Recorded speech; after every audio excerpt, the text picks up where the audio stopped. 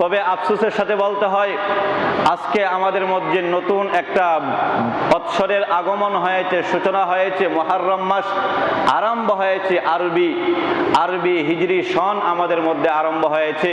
অনেক মুসলমানরাই সেটা সম্পর্কে বেখবর, ওনাদের খবর নাই যে নতুন একটা বৎসর, নতুন একটা সিজন আমাদের মধ্যে শুরু হয়েছে। অধিকাংশ মুসলমানদেরই খবর নাই। অথচ আফসোসের সাথে আমাদেরকে বলতে হয়, আজকে মুসলমানদের হিজরি সন সম্পর্কে অবগত নাই, মুসলমানদের হিজরি সন সম্পর্কে খবর নাই। কিন্তু মুসলমানদের সন্তানদের মধ্যে আর্জেন্টিনার, ব্রাজিল, আইপিএল আর বিপিএল যখন শুরু হয়ে যায়, সেটার সময় এবং সন কোন দিন কোন সময় আরম্ভ হবে সেটা মুসলমানদের শিশু থেকে বৃদ্ধ পর্যন্ত সকলের নিকটেই অবগত আছে, খবর আছে না নাই? আমাদের সমাজের প্রত্যেকটা মুসলমানদের অবস্থা একদম শিশু থেকে বৃদ্ধ পর্যন্ত সকলেই খবর রাখে, সকলেই অবগত আছে। আর্জেন্টিনার খেলা কোন দিন শুরু হবে, ব্রাজিলের খেলা কোন দিন আরম্ভ হবে, প্রত্যেকটা সমাজের প্রত্যেকটা মুসলমান শিশু থেকে শুরু করে একদম বৃদ্ধ পর্যন্ত, এমন বৃদ্ধ যে বৃদ্ধ মসজিদের মধ্যে আসার মতো ক্ষমতা নাই, কিন্তু আয়নার সামনে গিয়া ফুটবল খেলার সময় খবর সহ সব কিছু সম্পর্কে আজকে মুসলমানদের খবর আছে না নাই? আলহামদুলিল্লাহিল্লাযী জাআলা আশ-শামসা ওয়াল কামারা বিহিসবান ওয়ান নাজমা ওয়াশ-শাজারা ইয়াসজুদান ওয়া ফাদ্দালা জামানান আলা জামান كما فضل مكانا على مكان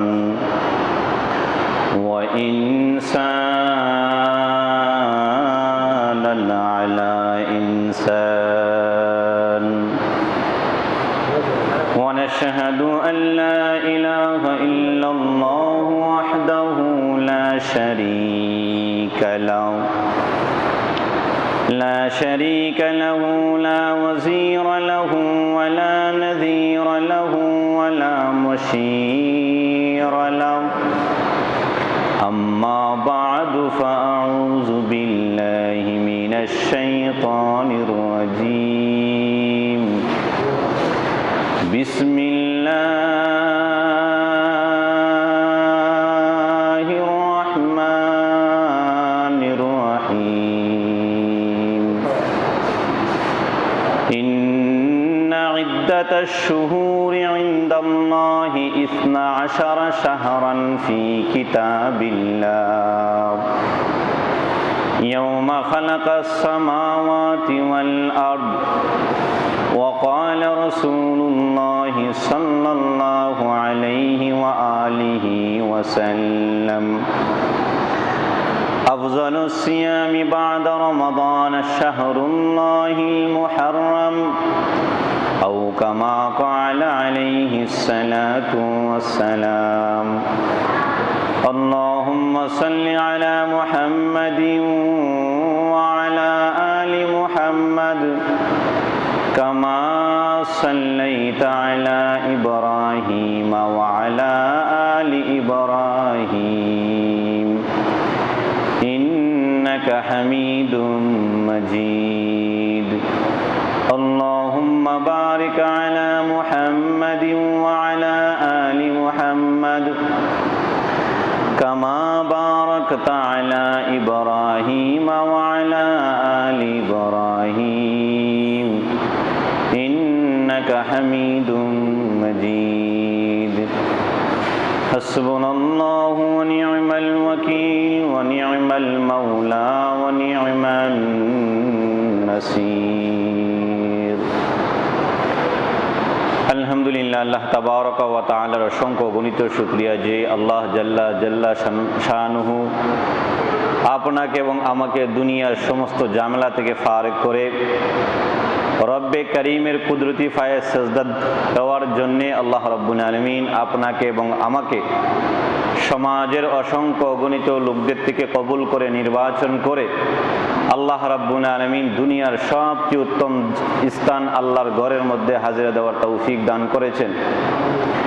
এই জন্য সকলে অন্তরের অন্তরস্থল থেকে শুকরিয়া আদায় করি আলহামদুলিল্লাহ। সম্মানিত হাজিরিন, আমাদের সামনে 1445 হিজরি শেষ হয়ে 1446 হিজরি আমাদের মধ্যে আরম্ভ হয়েছে। এক বছর আমাদের থেকে চলে গেছে। 1446 হিজরি শুরু হয়েছে মুহররম মাস। এই মুহররম মাস আল্লাহ তাবারক ওয়া তাআলার কাছে অত্যন্ত শ্রেষ্ঠ একটি মাস। আল্লাহর নবী সাল্লাল্লাহু আলাইহি ওয়াসাল্লাম হাদিস শরীফের মধ্যে ইরশাদ করেছেন, মুহররম মাস হলো আল্লাহ তাবারক ওয়া তাআলার মাস। হাদিস শরীফের মধ্যে এসেছে রাসূলুল্লাহ সাল্লাল্লাহু আলাইহি ওয়াসাল্লাম ইরশাদ করেন, শাহরুল্লাহিল মুহররম, মুহররম হলো এটা আল্লাহ তাবারক ওয়া তাআলার মাস। প্রশ্ন হতে পারে তাহলে আরো যে 11টি আছে মাস, সেটা কি আল্লাহ তাবারক ওয়া তাআলার নয় মাস? এর উত্তর হলো হ্যাঁ, সবগুলি আল্লাহ তাবারক ওয়া তাআলার মাস, কিন্তু এর মধ্য থেকে সবচেয়ে শ্রেষ্ঠ হলো মুহররম মাস। উদাহরণ দিলে বুঝবেন, আমাদের সমাজে অনেকের সন্তান আসে 4 জন 5 জন, সকলেই তো ওনার সন্তান, কিন্তু অনেক সময় উল্লেখ করে দেয় অমুক আমার প্রিয় সন্তান, আদরের সন্তান। এর অর্থ হলো উনি সকলেই সন্তান, উনি হলো মুহাব্বতের একটু আদরের বেশি। ঠিক তেমনি ভাবে আল্লাহ রাব্বুল আলামিনের নিকটে সবগুলোই আল্লাহর মাস, কিন্তু এর মধ্য থেকে 4টি হলো শ্রেষ্ঠ।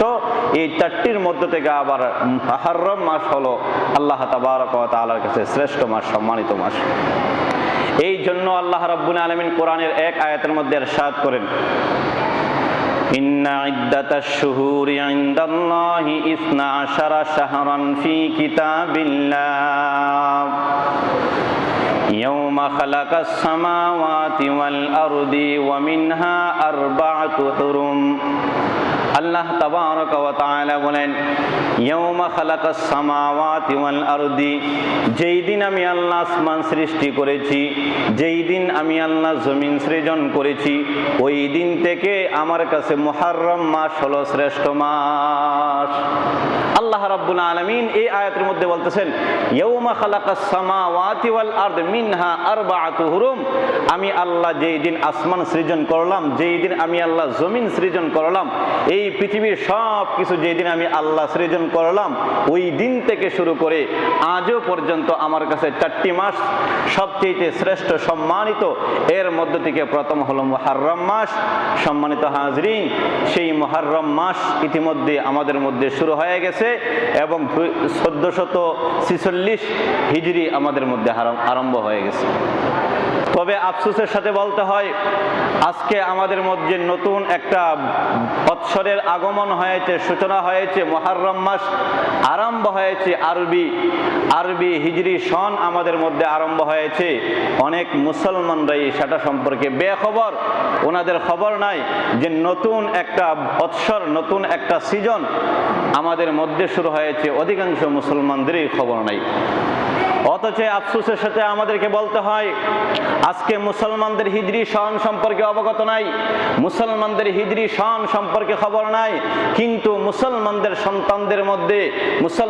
সন্তানদের মধ্যে আর্জেন্টিনার, ব্রাজিল, IPL আর VPL যখন শুরু হয়ে যায়, সেটার সময় এবং সন কোন দিন কোন সময় আরম্ভ হবে, সেটা মুসলমানদের শিশু থেকে বৃদ্ধ পর্যন্ত সকলের নিকটেই অবগত আছে, খবর আছে না নাই?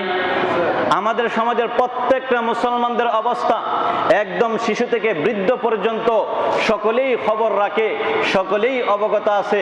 আর্জেন্টিনার খেলা কোন দিন শুরু হবে, ব্রাজিলের খেলা কোন দিন আরম্ভ হবে, প্রত্যেকটা সমাজের প্রত্যেকটা মুসলমান শিশু থেকে শুরু করে একদম বৃদ্ধ পর্যন্ত, এমন বৃদ্ধ যে বৃদ্ধ মসজিদের মধ্যে আসার মতো ক্ষমতা নাই, কিন্তু আয়নার সামনে গিয়া ফুটবল খেলার সময় খবর সহ সব কিছু সম্পর্কে আজকে মুসলমানদের খবর আছে না নাই? একটু আওয়াজ দিয়ে বলেন আছে না নাই? কিন্তু হিজরি একটি সন যে আমাদের মধ্যে আরম্ভ হয়ে গেল, নতুন একটা সিজন বৎসর আমাদের মধ্যে শুরু হয়ে গেল, সেটা সম্পর্কে মুসলমানদের খবর নাই। অথচ হাদিস শরীফে রাসূলুল্লাহ সাল্লাল্লাহু আলাইহি ওয়াসাল্লাম ইরশাদ করেন, আরবি সন সম্পর্কে সকল মুসলমানদের খবর রাখা আবশ্যক আবশ্যক আবশ্যক। সেই আরবি সন, সেই আরবি হিজরি আজকে আমাদের নাই। এর চেয়ে আরো আশ্চর্যের সাথে আপনাদের সামনে উপস্থাপন করতে হয়, আজকে আমাদের হৃদয়ের মধ্যে রাসূলুল্লাহ সাল্লাল্লাহু আলাইহি ওয়াসাল্লামের মুহাব্বত এতটুকু নাই। আজকে আমাদের মধ্যে, আমাদের হৃদয়ের মধ্যে আল্লাহর মুহাব্বত এতটুকু নাই। আজকে আমাদের হৃদয়ের মধ্যে রাসূলুল্লাহ সাল্লাল্লাহু আলাইহি ওয়াসাল্লামের আদরের সাহাবায়ে কেরামদের মুহাব্বত নাই। যেই পরিমাণ মুহাব্বত আমার আর আপনার হৃদয়ে আর্জেন্টিনার আর ব্রাজিলের প্রতি আছে, এতটুকু মুহাব্বত যদি আপনার আর আমার হৃদয়ে রাসূলুল্লাহ সাল্লাল্লাহু আলাইহি ওয়াসাল্লাম সম্পর্কে হতো, তাহলে 4-5 দিন আগে আমাদের এই রাষ্ট্রের মধ্যে এক কুলাঙ্গার আমাদের রাসূলুল্লাহ সাল্লাল্লাহু আলাইহি ওয়াসাল্লামকে লুচ্ছা বলে আখ্যায়িত করেছে। অথচ অধিকাংশ মুসলমানের সেটা সম্পর্কে খবর নাই, সেটা সম্পর্কে আন্দোলন নাই। অথচ আর্জেন্টিনা যখন ফাঁস হয়ে যায়, আর্জেন্টিনা যখন চ্যাম্পিয়ন হয়ে যায়, তখন আমাদের সমাজের মুসলমানরা শিশু থেকে শুরু করে বৃদ্ধ পর্যন্ত সকলেই আনন্দে উল্লাসিত হয়ে তারা খাবারের আয়োজন পর্যন্ত আমাদের সমাজে করে। এরকম আছে না নাই? একটু আওয়াজ দিয়ে বলেন। এরকম আমাদের সমাজে বহু জায়গার মধ্যে হচ্ছে। খোদার কসম করে বলি, আপনার হৃদয়ের মধ্যে যদি আর্জেন্টিনার মুহাব্বত থাকে, আপনার হৃদয়ের মধ্যে যদি ব্রাজিলের মুহাব্বত থাকে, আপনার হৃদয়ের মধ্যে যদি আইপিএল এর মুহাব্বত থাকে, আপনার হৃদয়ের মধ্যে যদি বিপিএল এর মুহাব্বত থাকে, খোদার কসম করে বলি, খোদার কসম করে বলি, হাসরের দিন ওদের সঙ্গেই আপনার হাসর হবে। রাসূলুল্লাহ সাল্লাল্লাহু আলাইহি ওয়াসাল্লামের স্পষ্ট হাদিস, আল্লাহর পয়গম্বর বলেন, যার সাথে যার মুহাব্বত ওর সাথেই তার কিয়ামত হবে। এই জন্য মুসলমানদেরকে বলতেছি, আজকে আমার হৃদয়ে আপনার হৃদয়ে আর্জেন্টিনার মুহাব্বত আছে, আজকে আমার হৃদয়ে আপনার হৃদয়ে ব্রাজিলের মুহাব্বত আছে। ওদের প্রতি মুহাব্বতশীল হয়ে, ওদের মুহাব্বতে, ওদের আনন্দে আপনি আনন্দিত হন, ওদের আঘাতে আপনি আঘাত পান।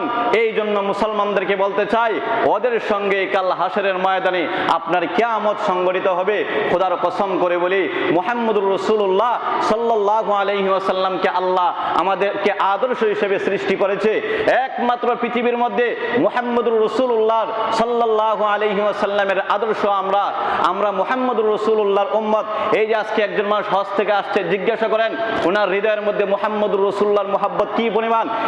যিনি সরাসরি রাসূলুল্লাহ সাল্লাল্লাহু আলাইহি ওয়াসাল্লামের রওজার সামনে থেকে আসছে, খানায়ে কাবার সামনে থেকে আসছে। আমার রাসূল সাল্লাল্লাহু আলাইহি ওয়াসাল্লাম মক্কার আশেপাশে যেই স্থানে আসতেন, সেই স্থান দিয়ে আজকে উনি হেঁটে আসছে। মুহাম্মদুর রাসূলুল্লাহর মুহাব্বত আমাদের ভিতরে সবচেয়ে বেশি হতে হবে।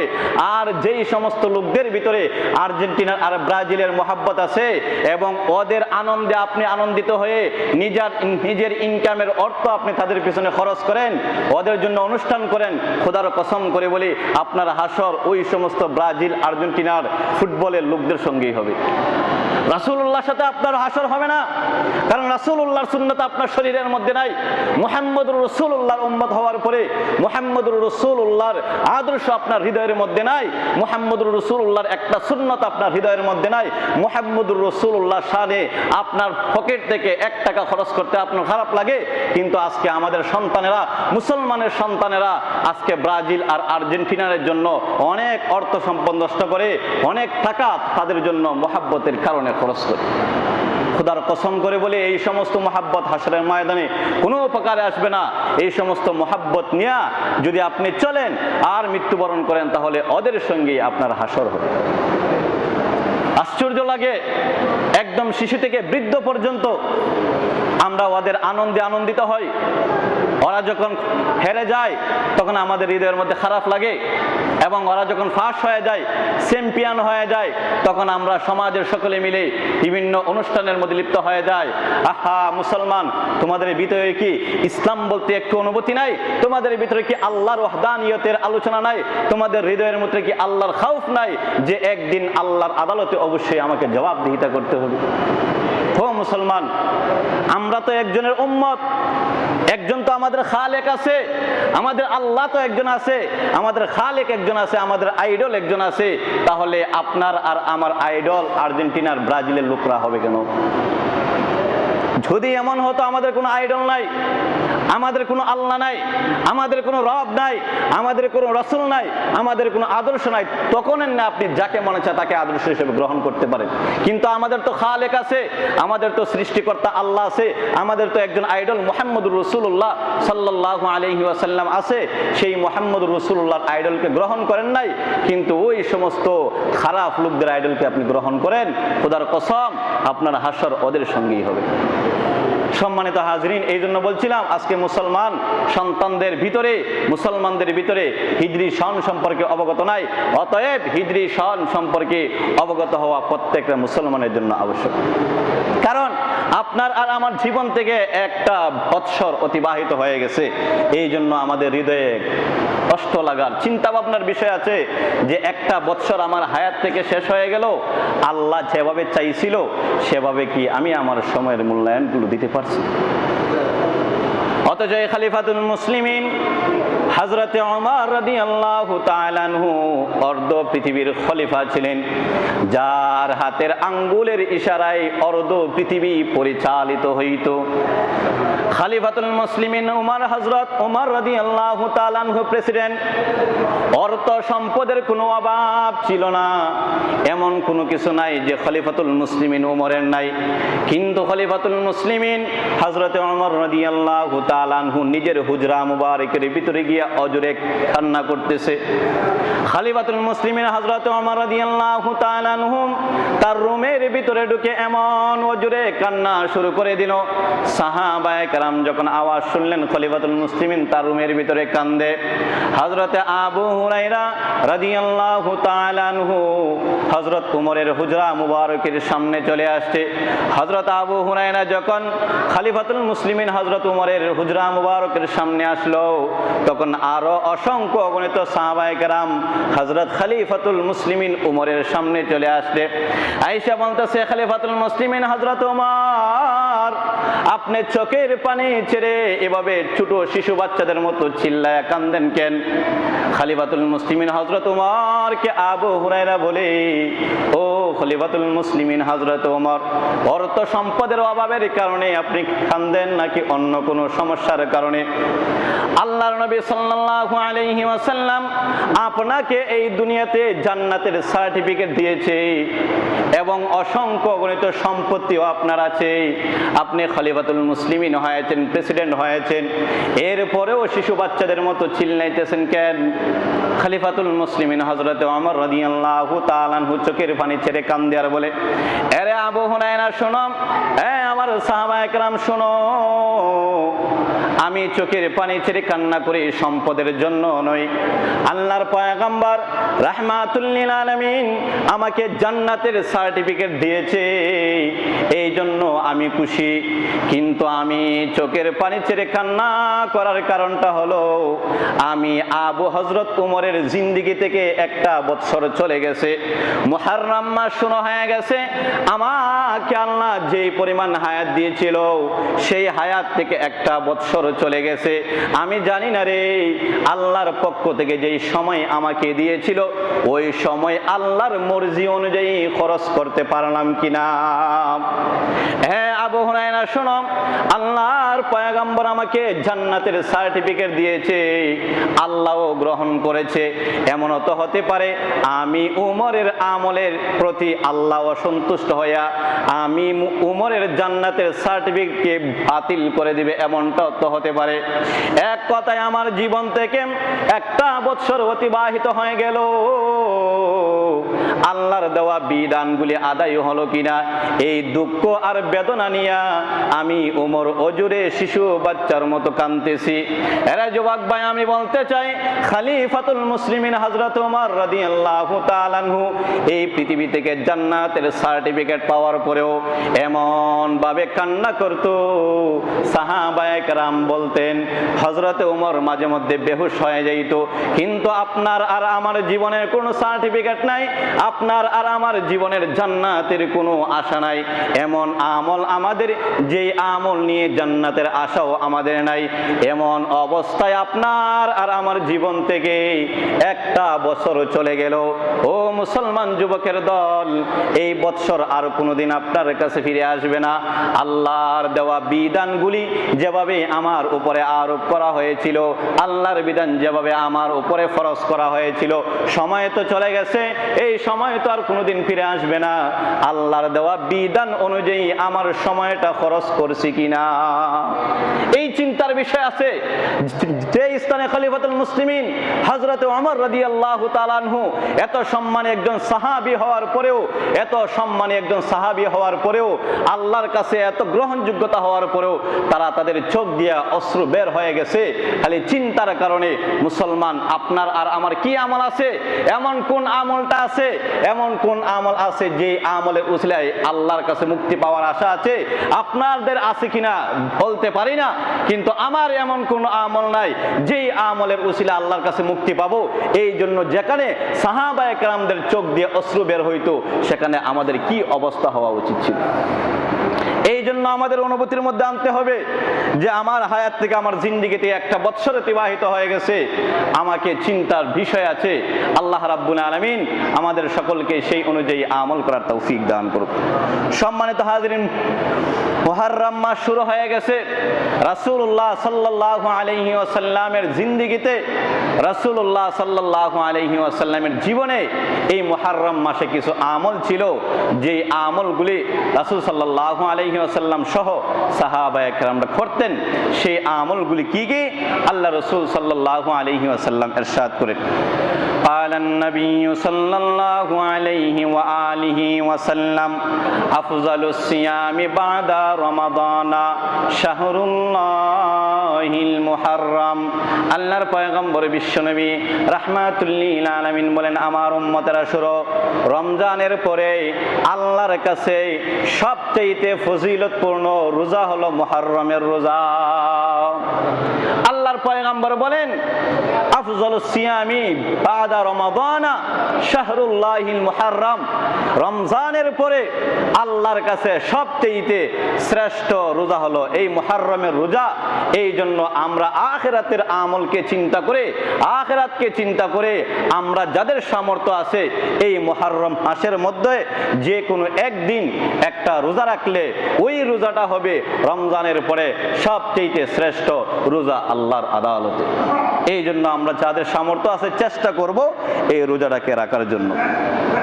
আর এক হাদিস শরীফের মধ্যে রাসূলুল্লাহ সাল্লাল্লাহু আলাইহি ওয়াসাল্লাম বলেন, قال النبي صلى الله عليه وآله وسلم صيام يوم عاشوراء إني أحتسب على الله أحتسب على الله أن يكفر السنة التي قبله। আল্লাহর পয়গম্বর সাল্লাল্লাহু আলাইহি ওয়াসাল্লাম বলেন, ও আমার উম্মতেরা ভালো করে শুনো, আল্লাহর রাসূল বলেন, সিয়ামু ইয়াউমি আশুরাই ইন্নী আহতাসিবু আলাল্লাহি আন ইউকাফিরা সানাতাল্লাতী ক্বাবলা। আল্লাহর পয়গম্বর রাহমাতুল লিল আলামিন বলেন, ও আমার উম্মতেরা, এই মুহররম মাসের 10 তারিখে তোমাদের মধ্য থেকে যেই ব্যক্তি রোজা রাখবে, আল্লাহ ওই রোজার বিনিময়ে তোমার জিন্দেগির পূর্বের 1 বছরের সগীরা গুনাহ আল্লাহ মাফ করে দিবে। আল্লাহ বলতেছে, আশুরা ইয়াউমি আশুরা সিয়ামু ইয়াউমি আশুরাই ইন্নী আহতাসিবু আলাল্লাহি আন ইউকাফিরা সানাতাল্লাতী ক্বাবলা। আল্লাহ রাসূল সাল্লাল্লাহু আলাইহি ওয়াসাল্লাম বলেন, যেই ব্যক্তি আশুরার রোজা রাখবে, আল্লাহ রাব্বুল আলামিন তার জিন্দেগির পূর্বের 1 বছরের সগীরা গুনাহ আল্লাহ মাফ করে দিবে। এই জন্য আমরা আশুরা রোজাটাও রাখার চেষ্টা করব। এই আশুরা মুহররমের আরেকটি ফজিলত সম্পর্কে এক হাদিস শরীফের মধ্যে এসেছে। ওই হাদিসটা সহি কি সহি না এ নিয়ে আলেমদের মধ্যে ইখতিলাফ আছে। একদল আলেমরা বলছে হাদিসটি সহি, আর একদল আলেমরা বলছে হাদিসটি সহি নয়। এরপরেও যদি আমরা চাই কেউ এই হাদিসের উপরে আমল করতে পারি। আল্লাহ রাসূল বলেন, قال النبي صلى الله عليه وسلم من وصى على عياله ফিন নাফাকাতি ইয়াউমা আশুরা ওয়াসাল্লাহু আলাইহি সানাতা।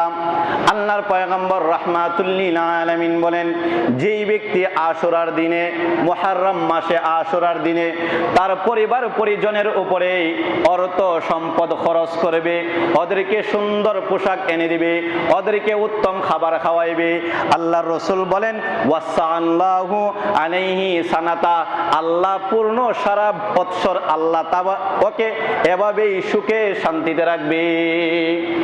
আল্লাহ বলতেছেন আমাদের সকলেই তো ফ্যামিলি আছে, আমাদের অনেকের অর্থ সংকট আছে, অনেকের অর্থ সম্পদ অনেক আছে, অনেকের অর্থ সম্পদ কম, অন্তত একদিন আল্লাহর পয়গম্বর বলেন যেই ব্যক্তি আশুরার দিনে তার ফ্যামিলির মধ্যে নিজের থেকে সচ্ছলতার সহিত অর্থ সম্পদ খরচ করবে, ওদেরকে সুন্দর পোশাক এনে দিবে, উত্তম খাবার খাওয়াইবে, হতে পারে আল্লাহ পূর্ণ এক বৎসর পর্যন্ত আল্লাহ ওদেরকে উত্তম পোশাক এবং উন্নত মানের খাওয়ার তৌফিক আল্লাহ দিতে পারে। এই জন্য আশুরার দিনে আমরা আমাদের ফ্যামিলিদেরকে উন্নত খাবার খাওয়াবো, নিজেরাও খাবো। আমরা যা আলোচনা করলাম শুনলাম, আল্লাহ রাব্বুল আলামিন আমাদের সকলকে আমল করার তৌফিক দান করেন, আমিন।